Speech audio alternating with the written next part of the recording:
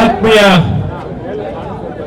ನನ್ನೆಲ್ಲ ಬೆಂಗಳೂರು ಜಿಲ್ಲೆಯ ನಗರದ ಎಲ್ಲ ಭಾರತೀಯ ಜನತಾ ಪಾರ್ಟಿಯ ಎಲ್ಲ ಕಾರ್ಯಕರ್ತ ಬಂಧುಗಳೇ, ಈ ದಿನ ಏನೊಂದು ಕಾಂಗ್ರೆಸ್ ಸರ್ಕಾರ ಕರ್ನಾಟಕದಲ್ಲಿ ಕಳೆದ 1 ವರ್ಷದಲ್ಲಿ ಬಾರಿನೂ ಒಂದೇ ಕೆಲಸ ಅವರು ಮಾಡ್ತಾ ಬರ್ತಿರೋದು ಬೆಲೆ ಏರಿಕೆ, ದರ ಏರಿಕೆ. ನಿನ್ನೆ ತಾನೇ ಏನೊಂದು ಪೆಟ್ರೋಲ್ ಮತ್ತು ಡೀಸೆಲ್ ಬೆಲೆಯನ್ನ ಏರಿಸಿರುವಂತ ಈ ಕಾಂಗ್ರೆಸ್ ಸರ್ಕಾರದ ವಿರುದ್ಧವಾಗಿ ಏನೊಂದು ಪ್ರತಿಭಟನೆಯನ್ನು ಮಾಡಲಿಕ್ಕೆ ಇವತ್ತು ನಾವೆಲ್ಲರೂ ಸೇರಿದ್ದೀವಿ. ಈ ಒಂದು ಸಂದರ್ಭದಲ್ಲಿ ನಮ್ಮ ಈ ಕಾರ್ಯಕ್ರಮಕ್ಕೆ ನಾಯಕತ್ವವನ್ನು ಕೊಡ್ತಿರುವಂತ ನಮ್ಮ ರಾಜ್ಯ ಅಧ್ಯಕ್ಷರಾಗಿರುವಂತ ಸನ್ಮಾನ್ಯ BY ವಿಜೇಂದ್ರ ಅವರೇ, ನಮ್ಮ ಪ್ರತಿಪಕ್ಷದ ನಾಯಕರಾಗಿರುವಂತ ಸನ್ಮಾನ್ಯ ಅಶೋಕ್ ಅವರೇ, ನಮ್ಮ 3 ಜಿಲ್ಲಾ ಅಧ್ಯಕ್ಷರಾಗಿರುವಂತಹ ಸನ್ಮಾನ್ಯ ಹರೀಶ್ ಅವರೇ, ಸಪ್ತಗಿರಿ ಗೌಡ್ರೆ, ಶಾಸಕರು ಮತ್ತು ಅಧ್ಯಕ್ಷರಾಗಿರುವಂತಹ ಸನ್ಮಾನ್ಯ ರಾಮಮೂರ್ತಿ ಅವರೇ, ಹಾಗೆ ನಮ್ಮ ಪ್ರಧಾನ ಕಾರ್ಯದರ್ಶಿಗಳಾಗಿರುವಂತಹ ಸನ್ಮಾನ್ಯ ರಾಜೀವ್ ಅವರೇ, ನಮ್ಮ ಸನ್ಮಾನ್ಯ ಮಾಜಿ ಸಚಿವರು ಶಾಸಕರಾದಂತಹ ಭಗವತಿ ಬಸವರಾಜ್ ಅವರೇ, ಮುನರತ್ನ ಅವರೇ, ವಿಧಾನ ಪರಿಷತ್ತಿನ ನೂತನವಾಗಿ ಸದಸ್ಯರಾಗಿರುವಂತಹ CT ರವಿ ಅವರೇ, ನಮ್ಮ ನೂತನವಾಗಿ ಸದಸ್ಯರಾಗಿರುವಂತಹ ರವಿ ಕುಮಾರ್ ಅವರೇ, ನಮ್ಮ ಆತ್ಮೀಯರು, ನಮ್ಮ ಚಿಕ್ಕಪೇಟೆಯ ಶಾಸಕರಾದಂತಹ ಉದಯ್ ಗರುಡಾಚಾರ್ಯ ಅವರೇ, ಹಾಗೂ ನಮ್ಮ CV ರಾಮನ್ ವಿಧಾನಸಭಾ ಕ್ಷೇತ್ರದ ಶಾಸಕರಾಗಿರುವಂತಹ ರಘುವರವರೇ, ನಡ್ಡಳ್ಳಿ ಸಾಹೇಬ್ರೆ, ಹಾಗೂ ಎಲ್ಲ ನಮ್ಮ ಮಾಜಿ ಶಾಸಕರು, ಮಾಜಿ ಸಚಿವರು, ಶಾಸಕರಾದಂತಹ ಮುನರತ್ನ ಅವರೇ, ನಮ್ಮ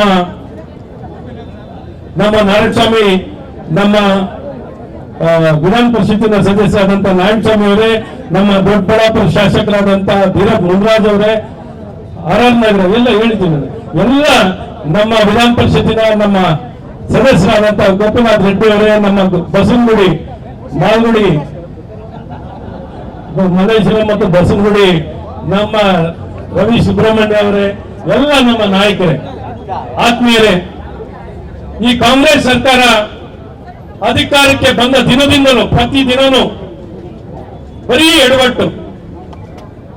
ಏನೊಂದು ಪ್ರಥಮ ಅಧಿಕಾರಕ್ಕೆ ಬಂದಂತ ಸಂದರ್ಭದಲ್ಲಿ ಕನಿಷ್ಠ ಅಂದ್ರೆ ಈ ಸರ್ಕಾರ ಕಾಂಗ್ರೆಸ್ ಇಂದ ಏನೊಂದು ಹೋರಾಟ, ಭ್ರಷ್ಟಾಚಾರದ ವಿರುದ್ಧವಾಗಿ ಹೋರಾಟ ಮಾಡ್ಕೊಂಡ್ ಬಂದ್ರು, ಬೆಲೆ ಏರಿಕೆ ವಿರುದ್ಧವಾಗಿ ಹೋರಾಟವನ್ನು ಮಾಡ್ಕೊಂಡ್ ಬಂದ್ರು.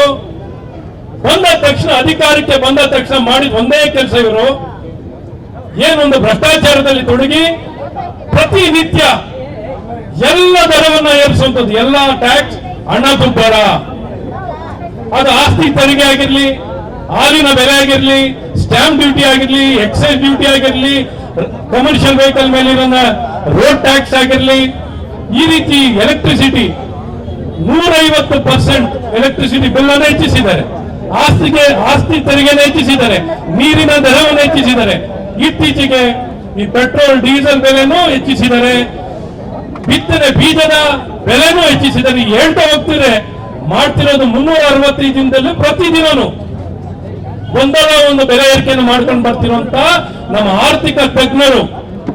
ಆರ್ಥಿಕ ತಜ್ಞರಾಗಿರುವಂತ ನಮ್ಮ ರಾಜ್ಯದ ಮುಖ್ಯಮಂತ್ರಿಗಳಾದಂತ ಸನ್ಮಾನ್ಯ ಸಿದ್ದರಾಮಯ್ಯನವರ ನಾಯಕತ್ವದಲ್ಲಿ ಇಡೀ ರಾಜ್ಯದಲ್ಲಿ ಬರೀ ಹಣದುಬ್ಬರ ಆಗ್ತಿದೆ. ಹಾಗಾಗಿ ಇವರು ಏರಿಸ್ಕೊಂಡು ಬರ್ತಾನೆ ಇದ್ದಾರೆ. ನಾವು ಪ್ರತಿಭಟನೆ ಮಾಡ್ತಾನೆ ಇದ್ದೀವಿ. ಆದ್ರೆ ಇವರು ದಪ್ಪ ಚರ್ಮ, ಏನೋ ಒಂದು ಸೂಕ್ಷ್ಮತೆ ಇಲ್ಲದೆ ನೀವು ಏನ್ ಬೇಕಾಗಿದ್ ಮಾಡಿ, ನಾವು ಬೆಲೆ ಏರಿಕೆಯನ್ನು ಮಾಡ್ಲಿಕ್ಕೆ ಬಂದಿದ್ದೀವಿ, ಟ್ಯಾಕ್ಸ್ ಅನ್ನು ಹೆಚ್ಚಿಸಲಿಕ್ಕೆ ಬಂದಿದ್ದೀವಿ, ನಿಮ್ಮ ರಕ್ತವನ್ನು ಇರ್ಲಿಕ್ಕೆ ಬಂದಿದ್ದೀವಿ. ಜನ ವಿರೋಧಿ ಸರ್ಕಾರ ಅಂದ್ರೆ ಇಂದಿನ ಕಾಂಗ್ರೆಸ್ ಸರ್ಕಾರ ಕರ್ನಾಟಕ ರಾಜ್ಯದಲ್ಲಿ ಈ ರೀತಿ ಹಣದುಬ್ಬರವನ್ನ ಜನ ವಿರೋಧಿಯಾಗಿರುವಂತ ಈ ಸರ್ಕಾರಕ್ಕೆ ಎಷ್ಟು ಕಿವಿ ಹಿಂಡಿದ್ರು ಅವರು ಕೇಳ್ತಾ ಇಲ್ಲ.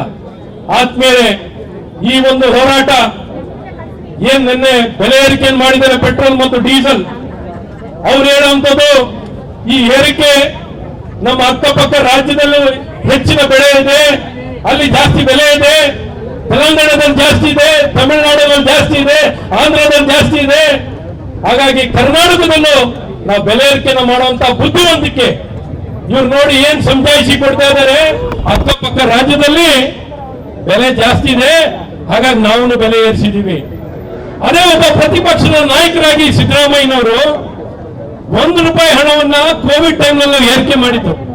ಕೋವಿಡ್ ನಲ್ಲಿ ಹಣ ಸಂಗ್ರಹಣೆ ಆಗ್ತಿರ್ಲಿಲ್ಲ, ರಾಜ್ಯದಲ್ಲಿ ಬಹಳ ಸಂಕಷ್ಟದಲ್ಲಿತ್ತು. 2 ವರ್ಷ ಕಾಲ ಬಹಳ ಕಷ್ಟದ ಕಾಲ ಆಗಿತ್ತು. ಯಾವ ಹಣ ಸಂಗ್ರಹಣೆ, ಟ್ಯಾಕ್ಸ್ ಕಲೆಕ್ಷನ್ ರಾಜ್ಯದಲ್ಲಿ ಆಗ್ತಿರ್ಲಿಲ್ಲ. ಅಂತ ಒಂದು ಕಷ್ಟ ಕಾಲದಲ್ಲಿ ₹1 ಹೆಚ್ಚಿಸಿದಕ್ಕೆ ಸನ್ಮಾನ್ಯ ಸಿದ್ದರಾಮಯ್ಯನವರು ಹೇಳಿದಂತ ಮಾತುಗಳನ್ನ ನೀವು ನಿನ್ನೆ ಕೇಳಿದ್ದೀರಾ. ಪ್ರತಿಪಕ್ಷದ ನಾಯಕರು ವಿಡಿಯೋ ಹಾಕಿ ತೋರಿಸಿದ್ದಾರೆ. ₹1 ಜಾಸ್ತಿ ಮಾಡೋದ್ರಿಂದ ಏನೆಲ್ಲ ಹಣದುಬ್ಬರ ಆಗ್ಬೋದು, ತರಕಾರಿ ಬೆಲೆ ಜಾಸ್ತಿ ಆಗುತ್ತೆ, ಹೋಟೆಲ್ ಅಲ್ಲಿ ತಿಂಡಿ ಬೆಲೆ ಜಾಸ್ತಿ ಆಗುತ್ತೆ, ಬಸ್ಸಿನ ದರ ಜಾಸ್ತಿ ಆಗುತ್ತೆ, ಹಾಲಿನ ಜಾಸ್ತಿ ಆಗುತ್ತೆ, ಎಲ್ಲಾ ಬೆಲೆಗಳು ಜಾಸ್ತಿ ಆಗುತ್ತೆ ಅಂತ ತಿಳುವಳಿಕೆಯನ್ನು ಕೊಟ್ಟಂತ ಈ ಮಹಾಪುರುಷರು ಇವತ್ತು ಇದ್ದಕ್ಕಿದ್ದ ಹಾಗೆ ₹3 ಹೆಚ್ಚಿಸುವಂತ ಯಾವ ನ್ಯಾಯಬದ್ಧವಾಗಿದೆ ಇವರ ಕ್ರಮ ಅಂತ ನೀವು ಪ್ರಶ್ನೆಯನ್ನು ಮಾಡ್ಲಿಕ್ಕೆ ನಾವು ಇವತ್ತು ಸೇರಿದ್ದೀವಿ. ಇಂಥ ಸಿದ್ದರಾಮಯ್ಯನವರು ಅವರ ಸರ್ಕಾರದಲ್ಲಿ ಮಾರ್ಚ್ ತಿಂಗಳಲ್ಲಿ ಫೈನಾನ್ಸ್ ಸೆಕ್ರೆಟರಿ ಹೇಳ್ತಾರೆ, ನಮ್ಮ ರಾಜ್ಯದಲ್ಲಿ ಹಣದ ಕೊರತೆ ಇಲ್ಲ, ನಾವು ಸರ್ಪ್ಲಸ್ ಇದ್ದೀವಿ, ಹಣದ ಕೊರತೆ ಇಲ್ಲ, ಯಾವ ಬೆಲೆ ಏರಿಕೆನೂ ನಾವು ಮಾಡಬೇಕಾಗಿಲ್ಲ, ಯಾವ ಅಭಿವೃದ್ಧಿಯ ಕೆಲಸ ಮಾಡ್ಲಿಕ್ಕೂ ನಮ್ಗೆ ಹಣದ ಕೊರತೆ ಇಲ್ಲ, ಗ್ಯಾರಂಟಿ ಕೊಡ್ಲಿಕ್ಕೆ ಹಣದ ಕೊರತೆ ಇಲ್ಲ ಅಂತ ಹೇಳ್ತಿದ್ದಾರೆ. ಮೇ ತಿಂಗಳಲ್ಲೂ ಸಿದ್ದರಾಮಯ್ಯನವರು ಹೇಳಿದ್ರು ನಮ್ಮ ರಾಜ್ಯದಲ್ಲಿ ಯಾವ ಹಣದ ಕೊರತೆ ಇಲ್ಲ, ನಮ್ಮ ಹತ್ರ ಸಾಕಷ್ಟು ಹಣ ಇದೆ ಅಂತ. ಇಷ್ಟೆಲ್ಲ ಹೇಳಿ ಇದ್ದಕ್ಕಿದ್ದ ಹಾಗೆ ನಿನ್ನೆ ಬೆಲೆ ಏರಿಕೆಯನ್ನು ಮಾಡಿದ್ದಾರೆ. ಯಾವ ರೀತಿ ಇವರು ಅದನ್ನ ಸಮಜಾಯಿಸ್ಕೊಳ್ತಾರೆ, ಯಾವ ರೀತಿ ಇವರ ನಡವಳಿಕೆ ಇದೆ ಅನ್ನೋದು ನಾವು ನೋಡಬೇಕಾಗಿದೆ. ಆದ್ಮೇಲೆ ಈ ರೀತಿ ಬೆಲೆ ಏರಿಕೆಯನ್ನು ಮಾಡ್ಕೊಂಡು ಹೋಗ್ತಿರುವಂತಹ ಈ ಕೆಟ್ಟ ಸರ್ಕಾರ ಎಲ್ಲ ಒಂದ್ ಕಡೆ ಇದಕ್ಕೆ ಪಾಠ ಕಲಿಸುವಂತದ್ದಾಗಬೇಕು. ಎಲ್ಲ ಜನರಿಗೆ, ಪ್ರತಿಯೊಬ್ಬ ನಾಗರಿಕನಿಗೂ ನಾವು ತಿಳಿಸಬೇಕಾಗಿದೆ ಯಾವೆಲ್ಲ ದರ ಹೆಚ್ಚಿಸಿದ್ದಾರೆ, ಯಾವ ರೀತಿ ದರಗಳನ್ನು ಏರ್ಸ್ಕೊಂಡು ಬಂದಿದ್ದಾರೆ, ಯಾವ ರೀತಿ ಬೆಲೆ ಏರಿಕೆ ಆಗಿದೆ. ಈ ಬೆಲೆ ಏರಿಕೆ ವಿಚಾರದಲ್ಲಿ ನಾವು ಪ್ರತಿಯೊಬ್ಬರು ವ್ಯಕ್ತಿಗೂ, ಪ್ರತಿಯೊಬ್ಬ ನಾಗರಿಕನಿಗೂ ಮನವರಿಕೆ, ತಿಳುವಳಿಕೆಯನ್ನು ಮಾಡಿ ಇಡೀ ರಾಜ್ಯದಲ್ಲಿ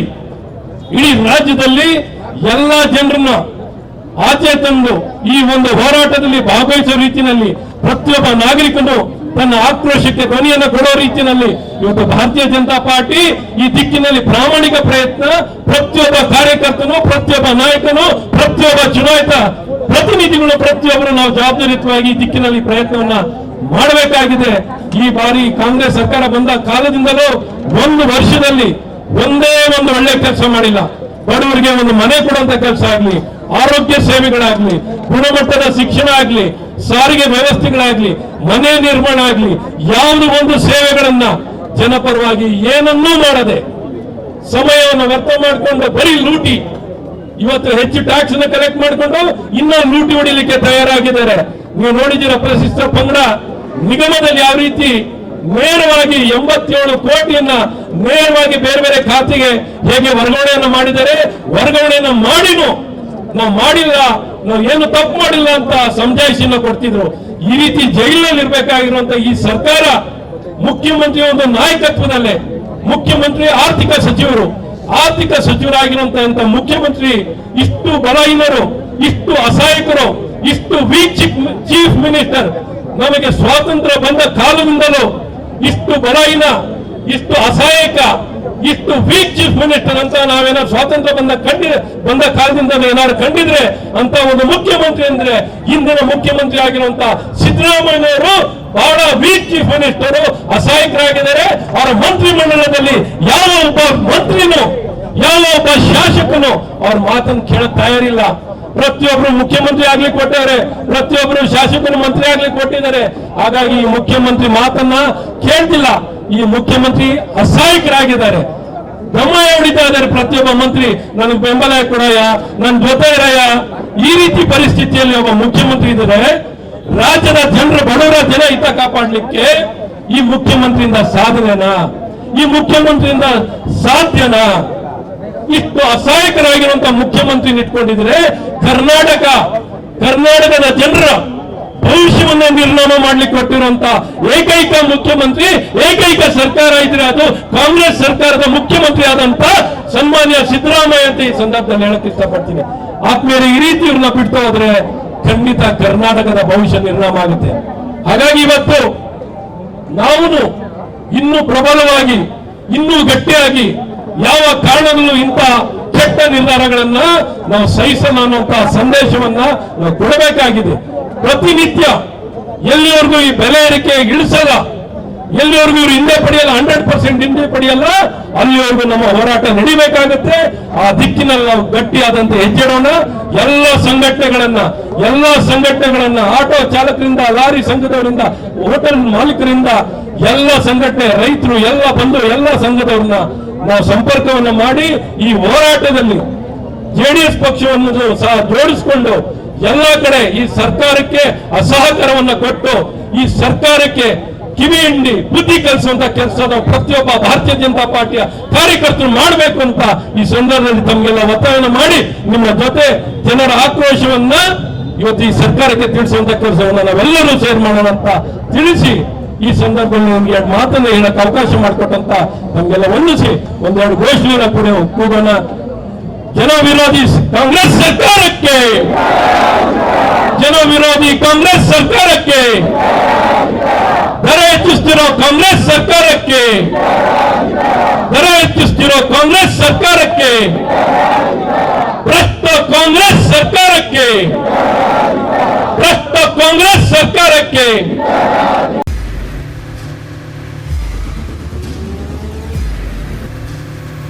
ಪ್ರಜಾಮಾರ್ಗ ನ್ಯೂಸ್, ಇದು ಜನಸಾಮಾನ್ಯರ ಧ್ವನಿ. ನಮಸ್ಕಾರ. ನೀವು ನೋಡ್ತಾ ಇದ್ದೀರಾ ಪ್ರಜಾಮಾರ್ಗ ನ್ಯೂಸ್. ರಾಷ್ಟ್ರದ, ರಾಜ್ಯದ ರಾಜಕೀಯದ ಬಗ್ಗೆ ಹೆಚ್ಚಿನ ಸಿನಿಮಾ ಅಪ್ಡೇಟ್ಗಳಿಗಾಗಿ ಫಸ್ಟ್ ಲೈಕ್ ಮಾಡಿ, ಸಬ್ಸ್ಕ್ರೈಬ್ ಆಗಿ, ಹಾಗೆ ಫಾಲೋ ಕೂಡ ಮಾಡಬೇಕು.